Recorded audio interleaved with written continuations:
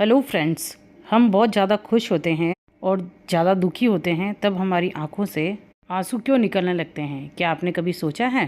प्याज काटते समय निकलने वाले आंसू इमोशनल होकर रोने वाले आंसू में क्या कोई फ़र्क होता है?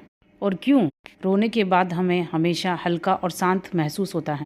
इसके पीछे सिर्फ भावनाएं नहीं बल्कि बहुत गहरा हैरान करने वाली बायोकेमिस्ट्री छिपी है।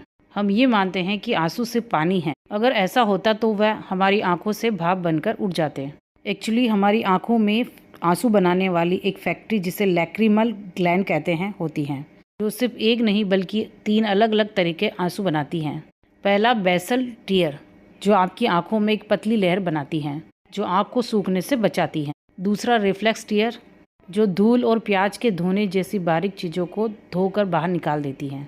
तीसरा सबसे रहस्यमयी इमोशनल टीयर। इमोशनल टीयर बाकी दोनों से बिल्कुल अलग होते हैं। जब इसे आप माइक्रोस्कोप से देखेंगे तो इसमें पानी के अलावा स्ट्रेस हार्मोन यानी cortisol, natural pain killer leucine, enkephalin मिलेंगे। जब आप बहुत ज़्यादा इमोशनल स्ट्रेस जैसे दुख, गुस्सा या बहुत ज़्यादा खुशी से गुजरते हैं तो आपका शरीर इन स्ट्रेस हार्मोन से भर जाता है। ये हार्मोन शरीर के लिए जहर की तरह काम करता है। आपका दिमाग इन जहरीले केमिकल को शरीर से बाहर निकालने का सबसे तेज और असरदार तरीका ढूंढता है, और वो है रोना। इमोशनल टीयर आपके शरीर का एक सेफ्टी वॉल सिस्टम है। इमोशनल टीयर आपके शरीर का सबसे बड़ा सेफ्टी वॉल और डिटॉक्स सिस्टम है। रोने के दौरान आप अपने स्ट्रेस को शरीर से बाहर बहा रहे होते हो। यही कारण है कि रोने के बाद हम दिमागी तौर पर हल्का और शांत महसूस होता है, क्योंकि शरीर का केमिकल बैलेंस वापस नॉर्मल हो जाता है। एक बहुत बड़ा मिथक ये है कि रोना शरीर की कमजोरी की निशानी है, बल्कि रोना एक बायोलॉजिकल और साइकोलॉजिकली हीलिंग पावर है।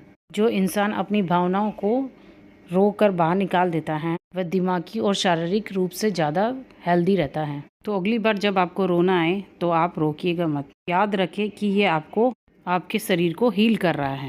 प्याज काटते समय आंसू क्यों आते हैं, जानने के लिए मैजिक ऑफ साइंस बाय जयंती को सब्सक्राइब करें। Thanks for watching.